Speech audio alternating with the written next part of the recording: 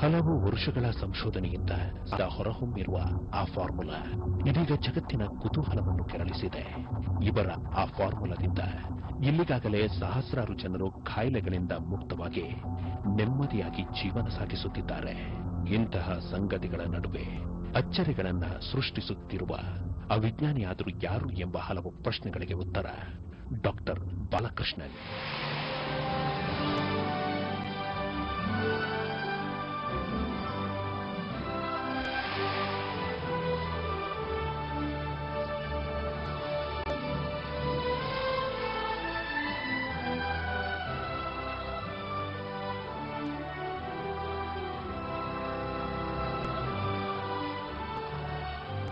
ಸರಳ ಸ್ವಭಾವದ, ಯಾರೊಂದಿಗೂ ಹೆಚ್ಚು ಮಾತನಾಡದ, ಸದಾ ಅನ್ವೇಷಣೆಯತ್ತ ತಮ್ಮ ಚಿತ್ತವನ್ನ ಇಟ್ಟು ಅದಕ್ಕಾಗಿ ಹಗಲಿರುಳು ಶ್ರಮಪಡುತ್ತಿರುವ ಈ ವಿಜ್ಞಾನಿ ಬೆಂಗಳೂರಿನಲ್ಲಿರುವ ಸರ್ಕಾರಿ ಸೌಮ್ಯದ ಐಟಿಐನ ಸಂಶೋಧನಾ ವಿಭಾಗದಲ್ಲಿ ಕಾರ್ಯನಿರ್ವಹಿಸಿ ರೇಡಿಯೋ ತರಂಗಗಳ ಬಗ್ಗೆ ಹೆಚ್ಚಿನ ಸಂಶೋಧನೆಯನ್ನ ನಡೆಸಿ ದೇಶದ ವಿದೇಶದ ಪ್ರತಿಷ್ಠಿತ ಸನ್ಮಾನಗಳ ಜೊತೆಗೆ ರಾಷ್ಟ್ರಪತಿ ವೆಂಕಟರಾಮನ್ ರವರಿಂದ ಸನ್ಮಾನಿತರಾದರು.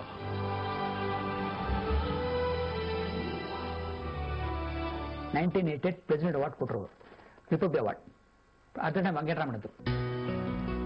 ತಮಿಳುನಾಡಿನ ಒಂದು ಪುಟ್ಟ ಗ್ರಾಮದಲ್ಲಿ ಶಾಲಾ ಶಿಕ್ಷಕರಾಗಿದ್ದ ನಾರಾಯಣನ್ ಹಾಗೂ ತಾಯಿ ಪಾರ್ವತಿಯವರಿಗೆ ಜನಿಸಿದ ಬಾಲಕೃಷ್ಣನ್ ಇಂಜಿನಿಯರಿಂಗ್ ಪದವಿಯನ್ನ, ಸ್ನಾತಕೋತ್ತರ ಪದವಿಯನ್ನ ಪಡೆದಿದ್ದು ಮದ್ರಾಸ್ ಇಂಜಿನಿಯರಿಂಗ್ ಇನ್ಸ್ಟಿಟ್ಯೂಟ್ನಲ್ಲಿ ಅಬ್ದುಲ್ ಕಲಾಂ ರವರು ಓದಿದ ಕಾಲೇಜಿನಲ್ಲಿ. ತದನಂತರ ತಂದೆಯ ಇಚ್ಛೆಯಂತೆ ಬೆಂಗಳೂರಿನ ಐಟಿಐಯ ಸಂಶೋಧನಾ ವಿಭಾಗದಲ್ಲಿ ಕಾರ್ಯನಿರ್ವಹಿಸಲು ಆರಂಭಿಸಿದ್ರು. ನಮ್ಮ ತಂದೆಯೇ ನಮಗೆ ಸ್ಫೂರ್ತಿ, ಅವರ ಸಮಾಜ ಸೇವೆಯ ಗುಣಗಳೇ ಇದೀಗ ನನ್ನ ಜೀವನ. ಅವರು ಸದಾ ನನಗೆ ವಿಜ್ಞಾನಿಯಾಗೋ, ದೇಶದ ಹಿರಿಮೆಯನ್ನು ಹೆಚ್ಚಿಸೆಂದು ಹೇಳುತ್ತಿದ್ದರು.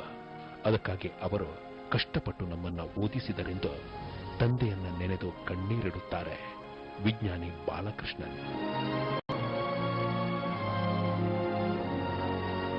ತಂದೆ ಹೇಳ್ತಾ ಇದ್ರು, ಅವ್ರೇನ್ ಹೇಳ್ತಾ ಇದ್ದಾರೆ,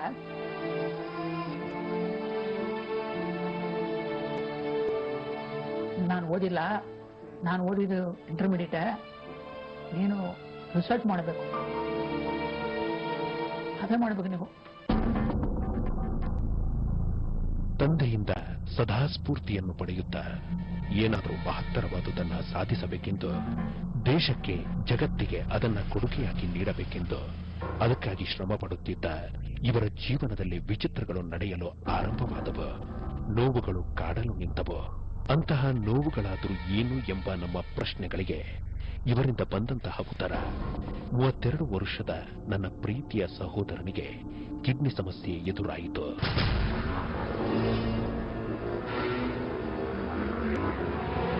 ಸಹೋದರನಿಗೆ ಕಿಡ್ನಿ ಸಮಸ್ಯೆ ಎದುರಾದ ನಂತರ ದೊಡ್ಡ ದೊಡ್ಡ ಆಸ್ಪತ್ರೆಗಳಿಗೆ ಸುತ್ತಲಾಯಿತು.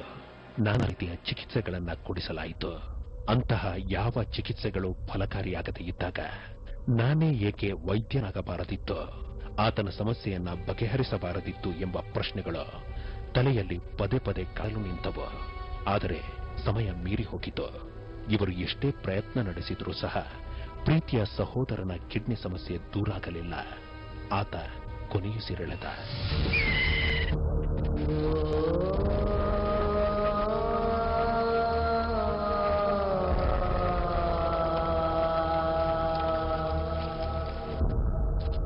ನಮ್ಮ ಬ್ರದರು ಕಾಯಿಲೆ ಹತ್ತಿರೋಗ್ಬಿಟ್ರು. ನನಗೆ ಶಾಕ್ ಅದು. ಆಗ ನನಗೇನು ಕಾಲ ಆಯ್ತು, ಇಷ್ಟು ಚಿಕ್ಕ ವಯಸ್ಸು ಆಯ್ತಲ್ಲ ಮರಣ. ಅವ್ರಿಗೆ 32 ಇಯರ್ಸ್ ಇರಬೇಕು. ಕಿಡ್ನಿ ಫೇಲ್ ಆಗ್ಬಿಟ್ಟಿದೆ. ಸಹೋದರನ ಸಾವಿನ ನೋವನ್ನ ಮರೆಯುವ ವೇಳೆಗೆ ಇವರನ್ನು ಮತ್ತೊಂದು ವಿಚಿತ್ರತೆ ಆವರಿಸಿತು. ಪ್ರತಿಕ್ಷಣ ಬಾಧಿಸಲು ನಿಂತಿತು. ಅಂತಹ ವಿಚಿತ್ರತೆಯಾದ ಹಲವು ಪ್ರಶ್ನೆಗಳಿಗೆ ಉತ್ತರ ಇವರನ್ನು ಆಕ್ರಮಿಸಿದ.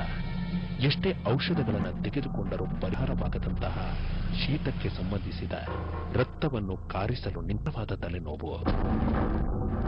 ಇದು ಬಹಳ ಕಷ್ಟ. ತಲೆನೋವು ಬ್ಲೋ ಮಾಡೋ ಎಲ್ಲೋ ಫ್ಲೂಯಿಡ್ ಬರೋದು ಈಸಿ ಇಲ್ಲ. ಕಷ್ಟಪಟ್ಟು ಒಂದು ಒದ್ದಾಡ್ಬೇಕದು ಬರಕ. ಬ್ಲೋ ಮಾಡ್ಬೇಕು ಮೂಕನ, ಬಿಲ್ಡಿಂಗ್ ಆಗೋ ಕಣ್ಣಿಲ್ಲ ಬೈನು. ಸಹೋದರನ ಸಾವಿನ ನೋವಿನ ಜೊತೆಯಲ್ಲಿ ಇವರನ್ನು ಕಾಡಲು ನಿಂತ ರಕ್ತ ಕಾರಿಸುವ ತಲೆನೋವು ಎಲ್ಲಿಯೂ ಪರಿಹಾರವಾಗಲಿಲ್ಲ. ಆಗ ತಮ್ಮ ಪ್ರಶ್ನೆಗಳಿಗೆ ಉತ್ತರವನ್ನ ಹುಡುಕುವ ನಿಟ್ಟಿನಲ್ಲಿ ಸಂಶೋಧನಾ ಮನೋಭಾವದ ಬಾಲಕೃಷ್ಣ ಅವರು ಹೋಮಿಯೋಪತಿ ಪುಸ್ತಕಗಳನ್ನ ರಾತ್ರಿ ಹಗಲು ಓದಲು ಆರಂಭಿಸಿದ್ರು. ಒಂದೊಂದು ಮೆಡಿಸಿನ್ ಹೆಂಗಾಗಿ ಆಕ್ಟ್ ಮಾಡುತ್ತೆ ಒಂದು ಬಾಡಿ ಮೇಲೆ, ಹ್ಯೂಮನ್ ಬಾಡಿ ಮೇಲೆ, ಕಣ್ಣು ಮೇಲೆ ಹೆಂಗಾಗುತ್ತೆ, ತಲೆಯನ್ನು ಸ್ಟಾರ್ಟ್ ಮಾಡಿ, ಮೈರನ್ನು ಹೇರ್ನ ಸ್ಟಾರ್ಟ್ ಮಾಡಿ, ಕಾಲು ಇದು ಬರಲು ಪಾದ ಬರಲು ಹೆಂಗೆ ಆಕ್ಟ್ ಮಾಡುತ್ತೆ. ಹಂಗೆ ಬುಕ್ ಬರುತ್ತೆ. ನನಗೆ ಅದು ಆಶ್ಚರ್ಯ ಆಯಿತು. ಒಂದೊಂದು ಮಾಡಿದ್ರು ಹ್ಯೂಮನ್ ಬಾಡಿ ಆಕ್ಟ್ ಬರೆದಿರಲ್ಲ. ಸೊ ನನಗೆ ಆರ್&ಡಿ ಸ್ವಲ್ಪ ಬುದ್ಧಿ ಏನೋ ಇರುತ್ತೆ ಬಾಡಿನ, ಲೆಟ್ ಮೀ ಸೀನ್ ಓದಕ್ಕೆ ಸೀರಿಯಸ್ ಓದಕ್ಕೆ ಶುರು ಮಾಡಿದೆ. ರಾತ್ರಿ ಹಗಲು ಹೋಮಿಯೋಪತಿ ಪುಸ್ತಕಗಳನ್ನು ಓದಿದ ಇವರು ತಮ್ಮ ವಿಚಿತ್ರ ತಲೆನೋವಿಗೆ ಇವರೇ ಔಷಧಿಯನ್ನು ಕ್ಲಿನಿಕ್ನಲ್ಲಿ ಕಾರ್ಯನಿರ್ವಹಿಸುತ್ತಿದ್ದ ಹೋಮಿಯೋಪತಿಯಲ್ಲಿ ಪರಿಣತಿ ಹೊಂದಿದ್ದ ಗೋಪಾಲಕೃಷ್ಣರವರ ಸಲಹೆಯನ್ನು ಪಡೆದು ಇವರ ಪುಸ್ತಕದಲ್ಲಿ ಕಂಡುಕೊಂಡ ಔಷಧಿಯನ್ನ ಸೇವಿಸಲು ನಿಂತರು. ಹಾಗೆ ಔಷಧಿಗಳನ್ನ ಸೇವಿಸಿದ ನಂತರ ಇವರ ತಲೆನೋವು ಮಂಗಮಾಯವಾಗಿ ಬಿಟ್ಟಿತು. ಮತ್ತೆಂದು ಕಾಡಲಿಲ್ಲ ಆ ವಿಚಿತ್ರ ತಲೆನೋವು. ಸರ್ ಇನ್ನ ತಗೊಂಡ you won't believe, same day got relieved. Miracle for me. Homeopathy ಪುಸ್ತಕದಲ್ಲಿ ಇವರು ಕಂಡುಕೊಂಡ ಔಷಧಿಯಿಂದ ಇವರ ತಲೆನೋವು ಮಾಯವಾದ ಕಾರಣ ಆ ಪುಸ್ತಕಗಳನ್ನ ಹೆಚ್ಚು ಹೆಚ್ಚಾಗಿ ಓದಲು ಆರಂಭಿಸಿದ್ರು. ತಮ್ಮ ಪುಟ್ಟ ಮಗನನ್ನ ಕಾಡಲು ನಿಂತ ಉಸಿರಾಟದ ಸಮಸ್ಯೆಯನ್ನ ದೂರಾಗಿಸಿಬಿಟ್ಟರು. ಮಗನಿಗಾಗೆ ಡೇ ಅಂಡ್ ನೈಟ್, ಹಗಲು ರಾತ್ರಿ ತುಂಬಾ ಕಷ್ಟಪಟ್ಟು ಅವನಿಗೋಸ್ಕರ ಮೆಡಿಸಿನ್ ಎಲ್ಲ ಶುರು ಮಾಡಿ ಎಲ್ಲ ಮಾಡಿದ್ಮೇಲೆ ತುಂಬಾ ತುಂಬಾ, ಆದ್ರೆ ಈಗ ಅವನು ಪರ್ಫೆಕ್ಟ್ಲಿ ಆಲ್ ರೈಟ್. ದಿನಗಳು ಕಳೆದಂತೆ ಹೆಚ್ಚು ಹೆಚ್ಚು ಹೋಮಿಯೋಪತಿ ಪುಸ್ತಕಗಳನ್ನು ಓದಲು ಆರಂಭಿಸಿದ್ರು. ವಿದೇಶಿ ಮುಕ್ತ ವಿಶ್ವವಿದ್ಯಾಲಯದಿಂದ ಹೋಮಿಯೋಪತಿಗೆ ಸಂಬಂಧಿಸಿದ ಪದವಿಗಳನ್ನು ಪಡೆದರು. ಹಲವು ವರ್ಷಗಳ ಇಚ್ಛೆಯಂತೆ ವೈದ್ಯರೂ ಆಗಿಬಿಟ್ಟರು. ಅದರಿಂದ ಕಾಯಿಲೆಗಳನ್ನ ವಾಸಿ ಮಾಡಲು ಯಶಸ್ಸನ್ನು ಕಂಡರು. ನನಗಿತ್ತು ಗೊತ್ತಾಯ್ತು 5-6 ಕೇಸ್ಗಳು ಕ್ಯಾನ್ಸರ್ ಕ್ಯೂರ್ ಇವತ್ತು ಲಿವಿಂಗ್. ಅವನ ಕೈ ಬಿಟ್ಟ ಮೇಲೆ ನಮ್ಮ ಬಂದಿರೋಲ್ಲ. ಇಂತಹ ಸಂಗತಿಗಳ ನಡುವೆ ಇವರನ್ನು ಕಾಡ ನಿಂತ ಹೊಟ್ಟೆಗೆ ಸಂಬಂಧಿಸಿದ ಸಮಸ್ಯೆ ಏನೇ ಮಾಡಿದರೂ ದೂರಾಗಲಿಲ್ಲ. ಅದಕ್ಕಾಗಿ ಮಾಡಿತು. ಅಂತಹ ಸಮಯದಲ್ಲಿ ಕೆಲವು ವಿಚಿತ್ರ ಪ್ರಶ್ನೆಗಳು ಇವರನ್ನು ಕಾಡಲು ನಿಂತವು. ಆ ಪ್ರಶ್ನೆಗಳೇ ಔಷಧಿ ಇಲ್ಲದೆ ರೋಗಗಳನ್ನ ಹೇಗೆ ಪರಿಣಾಮಕಾರಿಯಾಗಿ ಗುಣಪಡಿಸಬಹುದು ಎಂಬುದು, ಅದಕ್ಕಾಗಿ ಇರುವ ಫಾರ್ಮುಲಾ ಆದರೂ ಯಾವುದು ಎಂಬುದು.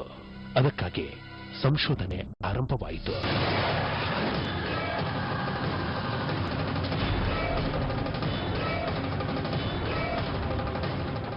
ವಿಜ್ಞಾನಿ ಡಾಕ್ಟರ್ ಬಾಲಕೃಷ್ಣನ್ ಆ ಫಾರ್ಮುಲಾ ಕಂಡು ಹಿಡಿದಿದ್ದಾದ್ರೂ ಹೇಗೆ? ಆ ಫಾರ್ಮುಲಾ ಆದ್ರೂ ಯಾವುದು? ಅದರ ಹಿಂದಿನ ರಹಸ್ಯವಾದ್ರೂ ಏನು? ತಿಳಿಯೋಣ ಒಂದು ಸಣ್ಣ ಬ್ರೇಕ್ನ ನಂತರ.